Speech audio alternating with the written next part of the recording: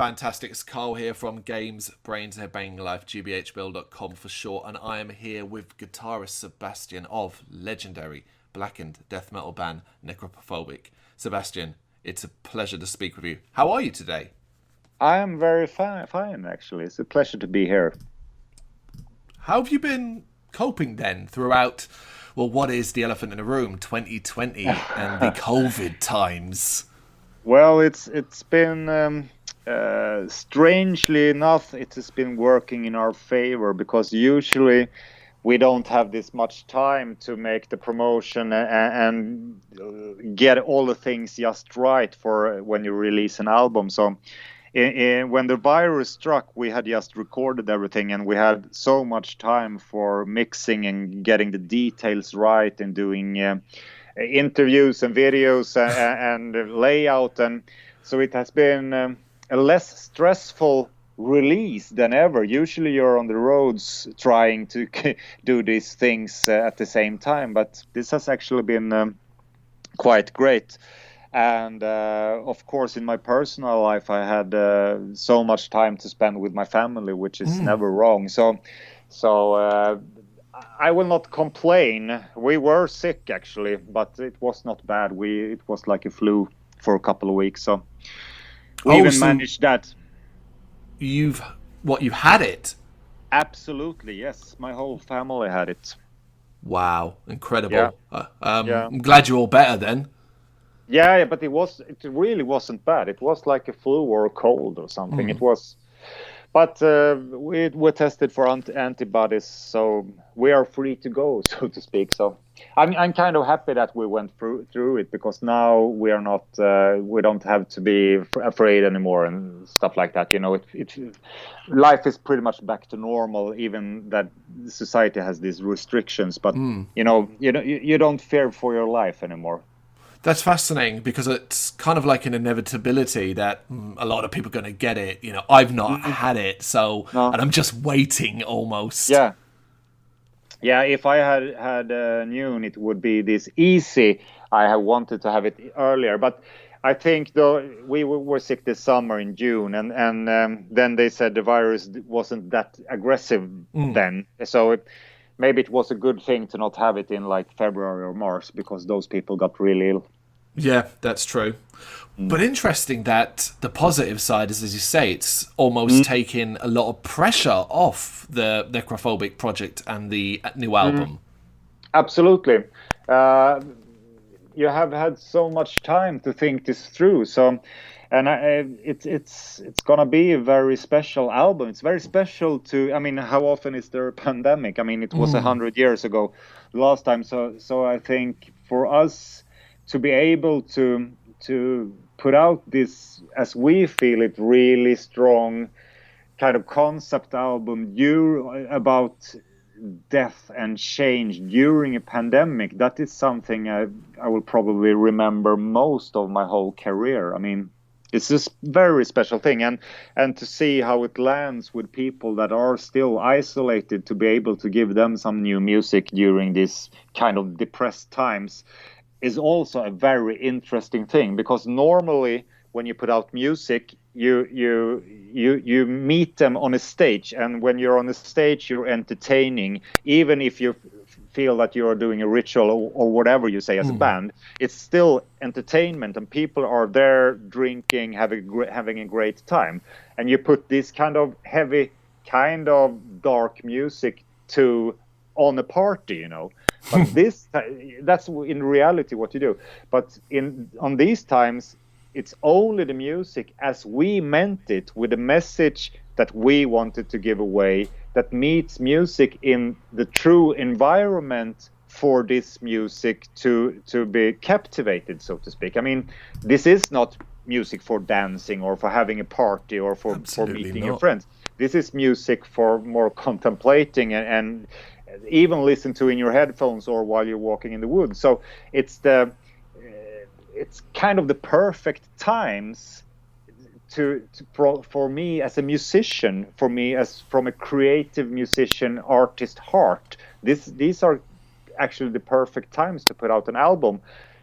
It will be a different kind of feedback, but it will be more important. And with the feedback received so far, is that something you've been strongly paying attention to, or do you just kind of check it out when you can? I kind of check it out the first days, but then I realized that my opinion about the album will start to change with too much input. Then if people like this especially or that part don't not so much, then I will kind of evaluate those parts in ways that I didn't before, and Okay. then I, as a third party, will think differently about my music, which I don't really like. So I kind of thank the audience for the attention and the great feedback, but then I step aside, like to keep this as it was when I created this in the dark of my home. That's Yeah, how yeah. I want to keep it. Yeah. And it's easy for fans to kind of forget that whereas the album release, as of the time of recording, just over a Yeah. week away for Dawn of the Damned, it's fresh to us, but it's not to you. Are you still as in love with it as you were perhaps at the beginning of the year, or are you kind of sick of hearing the tracks yet? I mean, for me, it's creating that is my drive as a musician, and when I have written most of the music on this album, and when I write it, I don't even write it as a Necrophobic album. This is just music that has to come out in some way. Excellent. Then it becomes Necrophobic after a while. But for me, the music on this album, the personal purpose of it is dead since like a year ago. When I wrote the last riff, then I was finished. Then I moved on. Then it's about releasing what is the product. That is not important to me. It's important to me in a way that it's my ticket to meet the audience. I need this album to be able to go into the tour bus and go up on the stage, which I cannot do now anyway. But for me, the music in the physical my own music in the physical format is not necessary at all. Okay. It's for me, it's the creation. When it's created, then it exists. It's almost like giving birth to life. I have 4 kids, and when you make them the kids, then they start their own life and they wander off. It takes a couple of years, but they have their own timelines, so to speak, and that's how I feel about the music. As long it's inside of me, I can control it and I can think about. But when it's released, it's not mine anymore. That is a sensible way to look at it. Yeah. It's coming quite fairly soon after Mark of the Necrogram in 2018. Is inspiration and your work ethic just something that right now is really strong? Yeah, work ethic for sure, and also inspiration. I was away from the band for a couple of years, which of course kind of I gained on energy during these years, and but I actually. When I was back in the band, I was also having a couple of more kids, starting a new relationship, and it was so much things going on. So I had to make a schedule how to manage to have a music career and all the other things you need in life, So I decided to go to bed quite early. And get up 4 o'clock in the mornings, which I did from 2016 until now, when Wow. this second album of this second coming is finished. So I had work ethic, and that was every day of the week. Every Saturday, Sunday, Monday, Tuesday, I never slept in. So Wow. when I had written the music for Mark of the Necrogram, I just kept on writing, So for me, it's not about 2 albums. It's one long, intense period of writing for 4 years that ended last fall, What drives your passion for this writing style, this current crop of music that you've been putting out with these 2 albums? That's, I think, the diary of a madman, and I don't mean the Ozzy album. It's me.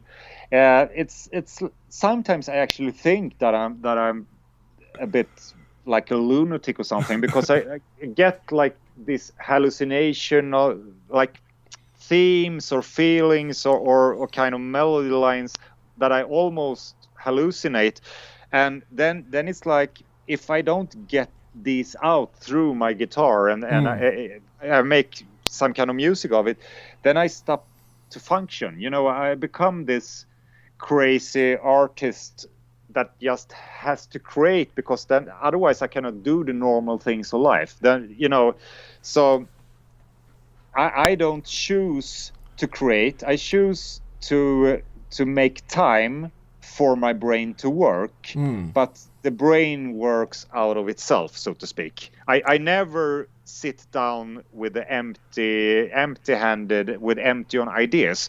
I always have things going on in my head that I cannot control, and the only way to make it quiet, to make the voices stop, is to finish the demo of the song.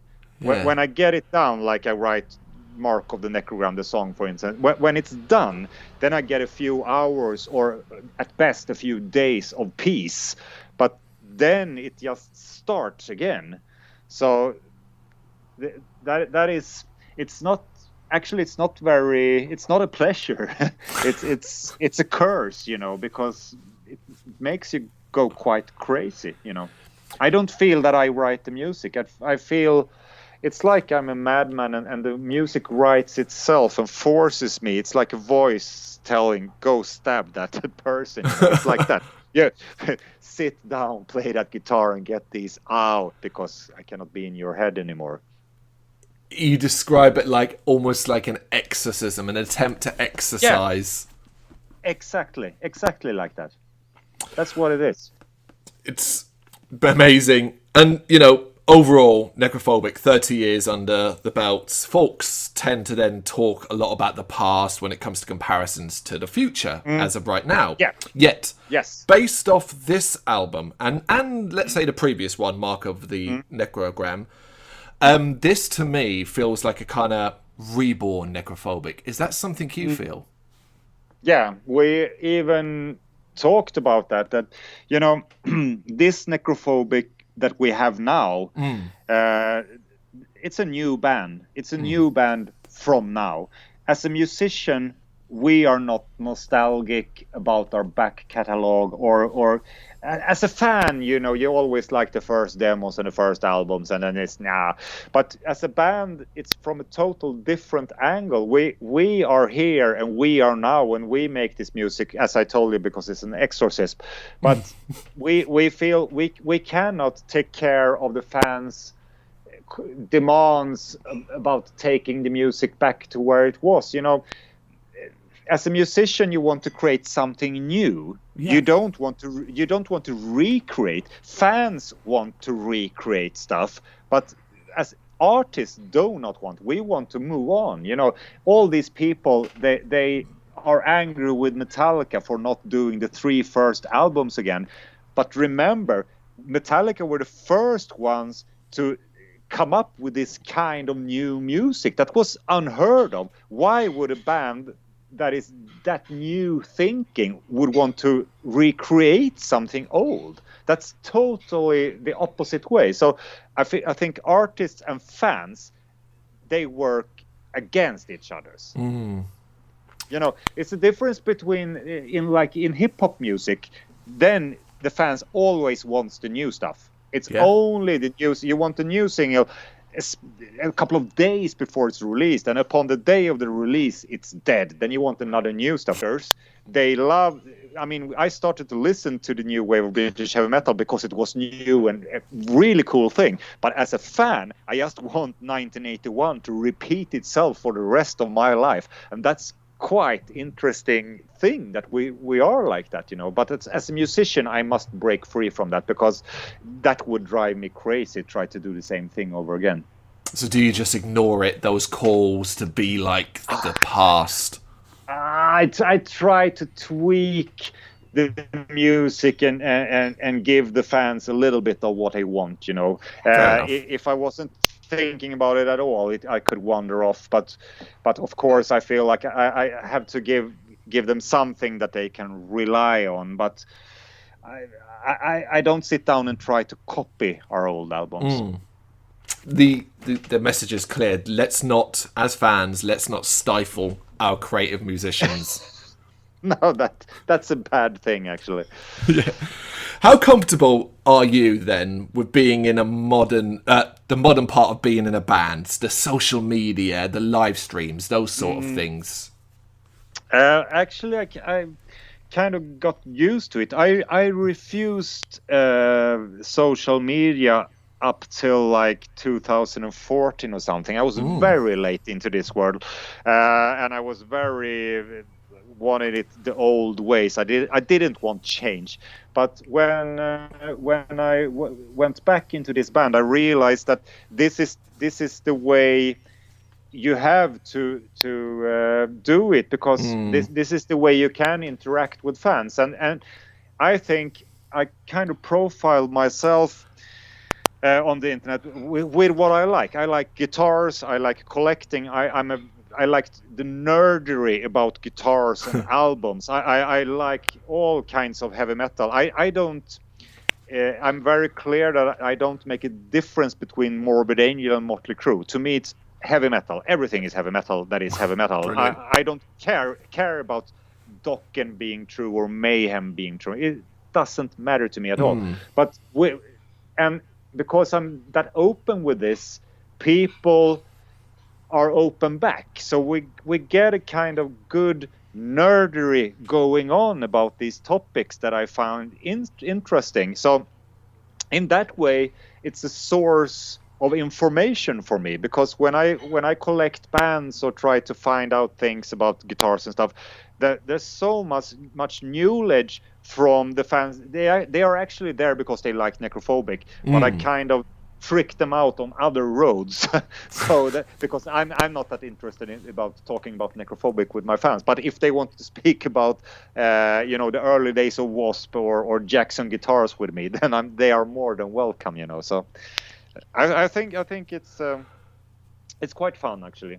So you found a nice balance between what you enjoy and what you need to do. Exactly. It's exactly like that. Do you worry, though, that it kind of removes some of the mystique around yourself, the other guys, and bands in general, I guess? Absolutely, especially for the black metal side of the band. It's a really bad thing to do it like we do. But I'm 48 years old. I've been doing this for my whole life, and to just stay in the shadows and only speak about the dark side of your mind is not. I have done that enough, and I kind of made the decision to not stay in that corner.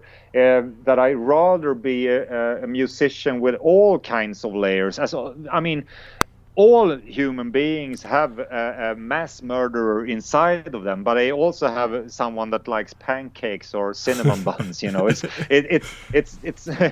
we are all combined with that. It's just the black metal people that pretend they don't like cinnamon buns, but they do. All the ones I met do.